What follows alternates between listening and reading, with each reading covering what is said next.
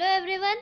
आज हम इस वीडियो में एक बहुत ही इम्पॉर्टेंट टॉपिक डिस्कस करेंगे जो कि है स्टाफिंग प्रोसेस। प्रीवियस वीडियो में हमने डिस्कस किया था meaning of staffing and importance of staffing के बारे में। अगर आपने वो वाली वीडियो नहीं देखी तो आप पहले वो वाली वीडियो देख लीजिए। आज हम इस वीडियो में डिस्कस करेंगे स्टाफिंग प्रोसेस के बारे में। तो चलिए स्टार्ट करते हैं। स्टाफिंग प्रोसेस का सबसे पहला पॉइंट है, बोल रहा है एस्टिमेटिंग। ये पॉइंट क्या बोलता है कि जो स्टाफिंग प्रोसेस है वो कैसे बिगिन होगा। Staffing process begins with the estimation of man power requirement. मतलब एक ऑर्गेनाइजेशन में हमें कितने लोगों की ज़रूरत है। That means finding out number and type of employees needed by the organisation. मतलब ऑर्गेनाइजेशन में हमें कितने नंबर और कितने टाइप ऑफ एम्प्लॉयज रिक्वायर्ड हैं। Type means what should be the qualification educational background of the people whom we need to appoint। Type means, type का क्या मतलब हुआ कि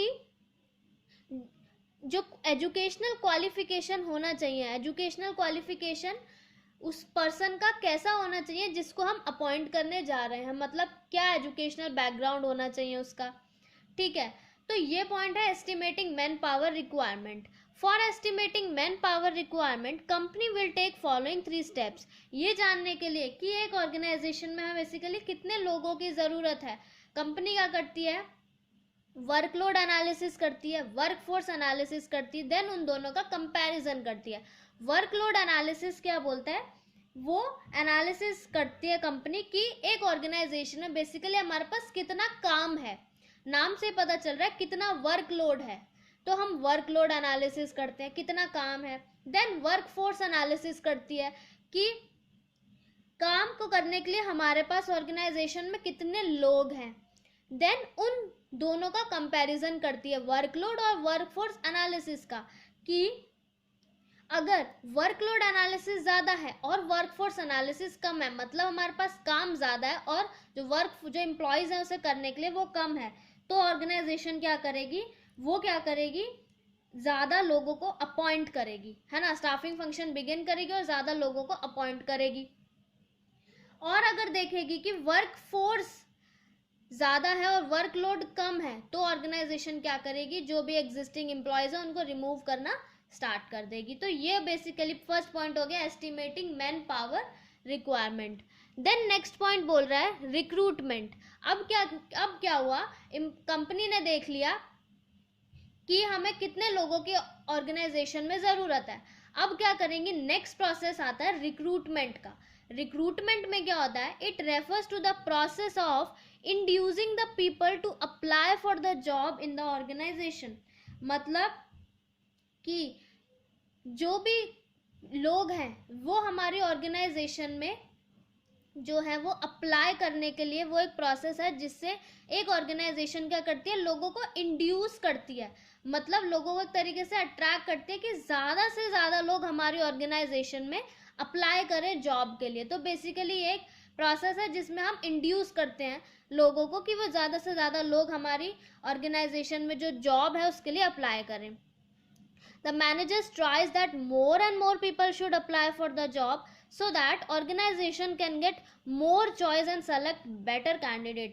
ऐसा क्यों करती है ऑर्गेनाइजेशन, जिससे क्या रहेगी, वाइडर चॉइस रहेगी ऑर्गेनाइजेशन के पास, जिससे वो एक बेटर कैंडिडेट को चुन पाएगी उस वेकेंट जॉब के लिए।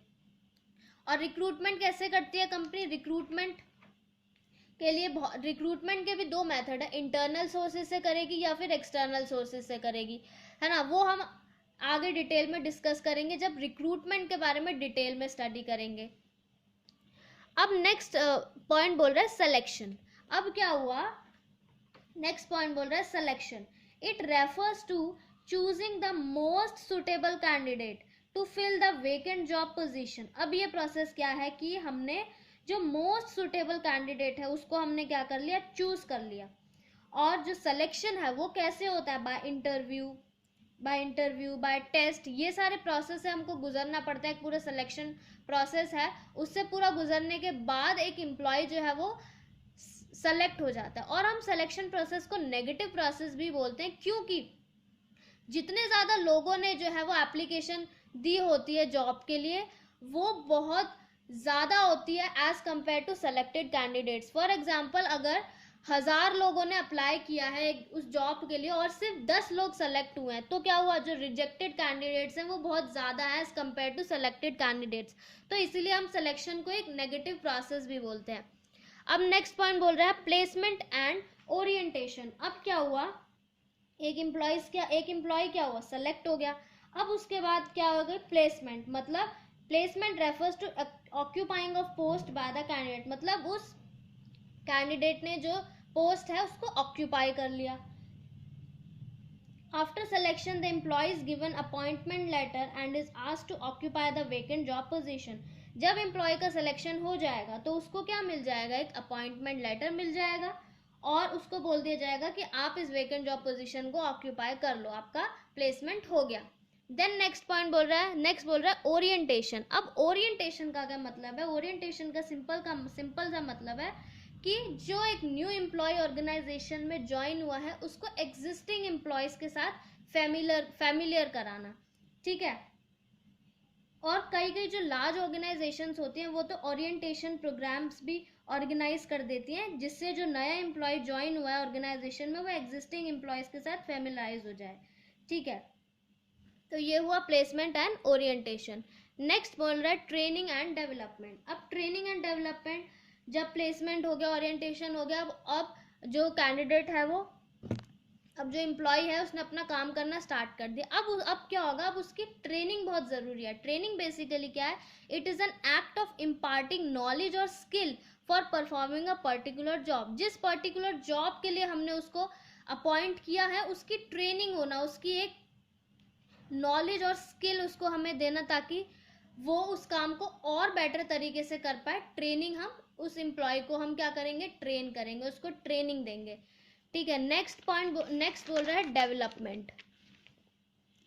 It is the process for the overall growth of employee, its focus is personality development of employee. अब क्या हो गया, ट्रेनिंग एंड डेवलपमेंट भी हो गया एम्प्लॉय की। डेवलपमेंट बेसिकली जो ओवरऑल ग्रोथ है एम्प्लॉय की, ठीक है। अब यहाँ पे हमारा स्टाफिंग प्रोसेस जो हुआ वो आकर ख़त्म हो गया। बट अब क्या होता है, कुछ स्मॉल ऑर्गेनाइजेशंस होती हैं, ठीक है, जिनके अंदर कोई भी ह्यूमन रिसोर्स डिपार्टमेंट नहीं होता। बेसिकली होता क्या है, जो लार्ज ऑर्गेनाइजेशंस होती हैं उनके अंदर एक स्टाफिंग प्रोसेस के लिए, एक स्टाफिंग फंक्शन के लिए एक सेपरेट डिपार्टमेंट बना दिया जाता है, जिसको हम क्या बोल देते हैं, human resource management department, HRM department बोलते हैं जिसको हम।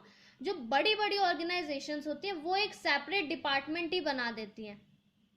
बट जो स्मॉल ऑर्गेनाइजेशंस होती हैं जिनके अंदर ह्यूमन रिसोर्स डिपार्टमेंट होता ही नहीं है, वो क्या करती हैं, उनके अंदर ये जो नीचे लिखे हुए स्टेप्स हैं ये वो स्टेप्स होते हैं। आगे नेक्स्ट बोल रहा है परफॉर्मेंस अप्रेजल। जो स्मॉल ऑर्गेनाइजेशंस हैं वो ये स्टेप्स को फॉलो करती हैं। It refers to evaluating the performance of employee against some standards. Superiors prepare a feedback report on the basis of performance appraisal. अब क्या हुआ, जो भी एम्प्लॉय काम कर रहा है उसका, जो भी वो काम कर रहा है उसका परफॉर्मेंस चेक करना भी बहुत ज़्यादा ज़रूरी है कि वो कैसा काम कर रहा है, उसको इवेलुएट करना ज़रूरी है। तो जो सुपीरियर्स होते हैं वो क्या करते हैं, फीडबैक रिपोर्ट बनाते हैं अपने एम्प्लॉय, अपने जो उनके सबॉर्डिनेट्स हैं, ठीक है, उनकी क्या करते हैं, फीडबैक रिपोर्ट बनाते हैं on the basis of performance appraisal. Next बोल रहा है promotion and career planning. Promotion तो पता ही है, it refers to being placed at the higher job position with more pay and job satisfaction. अब क्या हुआ, एक एम्प्लॉय का प्रमोशन भी होता है। प्रमोशन बेसिकली क्या होता है, उसको एक हायर जॉब पोजीशन दे देना और उसके अंदर उसकी सैलरी भी ज़्यादा होती है और जॉब सेटिस्फेक्शन भी ज़्यादा होती है एक एम्प्लॉय को, ठीक है। ये हो गया हमारा promotion and career planning. Then last में compensation. Compensation it refers to price of the job, मतलब जो भी उसको काम कर रहा है उसके जो पैसे मिल रहे हैं, ठीक है। और कॉम्पनसेशन क्या हो सकता है, टाइम बेस्ड भी हो सकता है और परफॉर्मेंस बेस्ड भी हो सकता है। टाइम बेस्ड मतलब उसको मंथली, डेली या वीकली बेसिस पे उसको पैसे मिल रहे हैं, और परफॉर्मेंस बेस्ड हो सकता है कि basis of number of pieces और units produce by the employees, मतलब वो जैसे कितने पीस बना रहा है या कितने यूनिट्स प्रोड्यूस कर रहा है उसके अकॉर्डिंगली उसको जो है उसकी उसका कॉम्पनसेशन देना, उसका पे देना, उसको पे करना उस बेसिस पर। तो ये था हमारा पूरा स्टाफिंग प्रोसेस। Thank you.